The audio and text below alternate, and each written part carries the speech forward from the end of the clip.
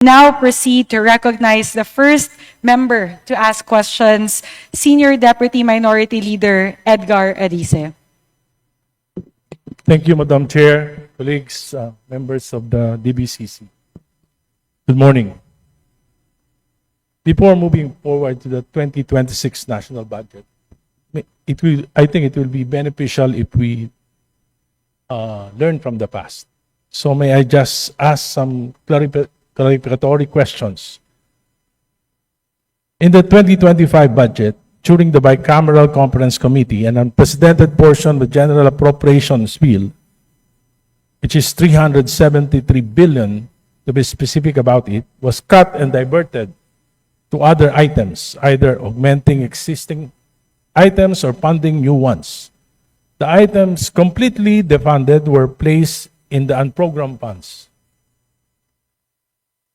Were you aware of this? Huge cuts in the GAB? I ask because such a magnitude of deduction and diversion significantly undermines the development plan that the National Expenditure Program sought to fund. May hear the SDM answer Arice, from- may I ask to which agency you're directing your question? to both the Secretary of DBM and the Secretary of Finance. Secretary Pangandaman, Secretary Recto, if you may please respond to the query of the Honorable Arice. Madam Chair, I'm sorry, but the audio is quite, malabo. It's, and if I can just repeat it, your question is that, are we aware Yes. of the changes? Of the 373 billion, to be specific about. No, Mr. Chair. No, Madam Chair. If you are not aware, This is from GAB, sir, Madam Chair, from GAB. HGAB po. If I hear it right, Madam Chair. From HGAB po, Madam Chair, we are not aware po. yes, but when the 2025 budget was given to the President announced publicly that he will review it personally. Of course, I'm sure that the President consulted you. After reviewing, ang binito lang po ng ating Pangulo ay 26 billion. Masyado pong maliit kumpara doon sa malaking pagbabago. Ang ibig po bang sabihin nito ay na-alter na yung ating development plan o yung President's budget? I'm asking this because since 2023, mahigit 1 trillion na po yung budget cuts ng Kongreso sa budget ng Pangulo. Nag-agree po ba ang Pangulo dito sa budget cut na to dahil 26 billion lang po yung kanyang binito? And what will be the effect of this on the plans and programs of the President's budget? Yes. Well, first of all, Mr. Speaker, there is a saying, the executive proposes, the Congress disposes of the budget, and the executive implements the budget. Having said that, the President, in his wisdom, his first pass was to veto a few portions in the budget. Now, during the time of implementation of the budget, the President has decided not to release the entire appropriations today. And why is that? Because it may not be consistent with the Philippine Development Plan of his administration. So, if the President sees, for example, that there are double entries in a particular project, he's not bound to release these appropriations. So, at any given time, during budget execution, the President can withhold releases of the budget if it is not consistent with the priorities of his administration. And as of today, my understanding is that roughly 60 to 80 billion has still been withheld. Madam Chair, these cuts were unprecedented. I've been in Congress for quite some time. Ngayon lang po, ganyang kalaki yung budget cuts. Nag-explain po ba ang Kongreso kung ano ang dahilan? Bakit mayroong ganito kalaking pagbabawas? I'm At, sorry, can you repeat the question, please? These budget cuts, the biggest, 3 years, 200 plus billion in 2023, 400 billion plus in 2024, and for 2025, 300 billion Yes, plus. just to correct. This is unprecedented. Yes. I've been in Congress for quite some time. This is my 13th year in Congress. Wala pong ganyang nangyayari. Mr. Speaker. Na binabawasan ng ganyang kalaki yung President's budget. Ano po kaya ang dahilan nito? Mr. Speaker, my understanding is that these are not budget cuts, but realignments done by Congress, by both the House and the Senate. Yes, but this is budget Everything- cuts as far as the President's programs, development programs. That's correct.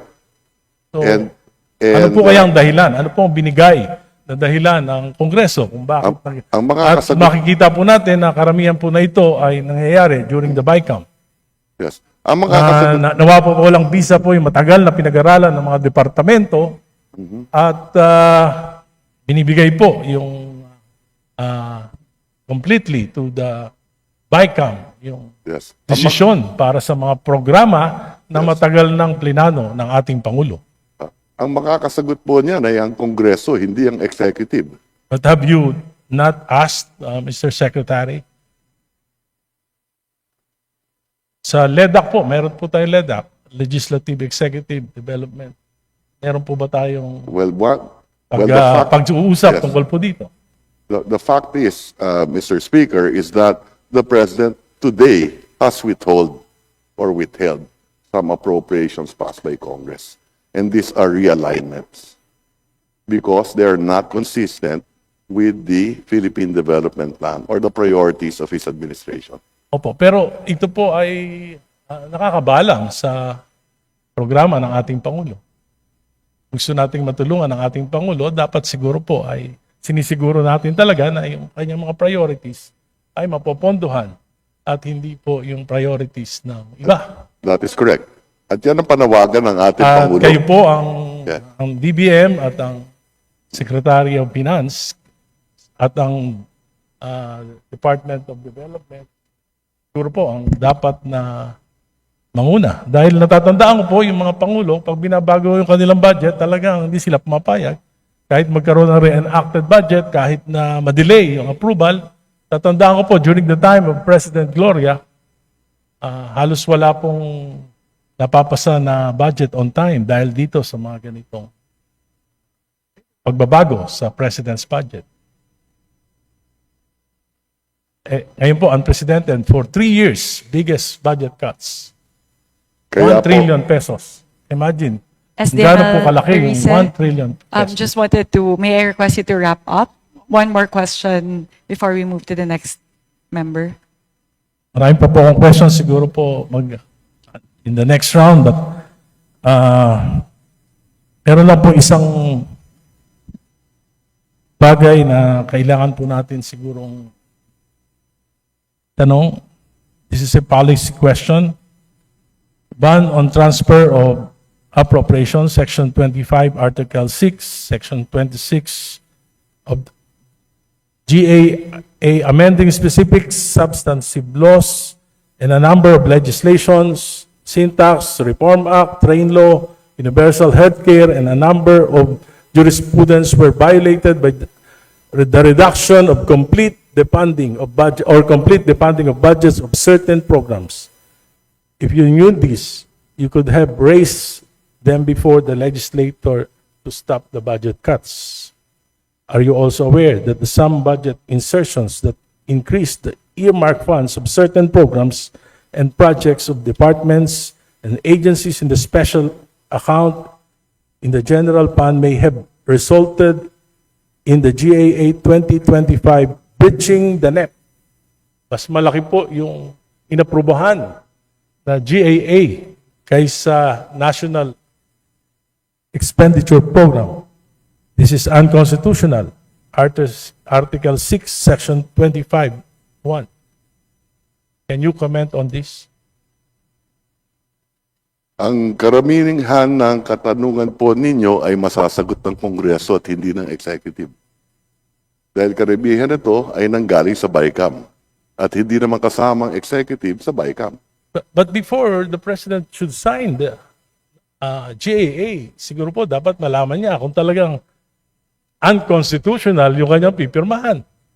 Kung ito po ay sumobra, yung GAA po ay sumobra dun sa pernisinta ng executive na National Expenditure Program, ay dapat siguro po bago na pirma ng Pangulo ay napag-aralang mabuti ito. From what I know, the President vetoed a portion of the budget and which reduced the General Appropriations Act. He vetoed several items in Mr. Secretary on the Department of Public Works and Highways.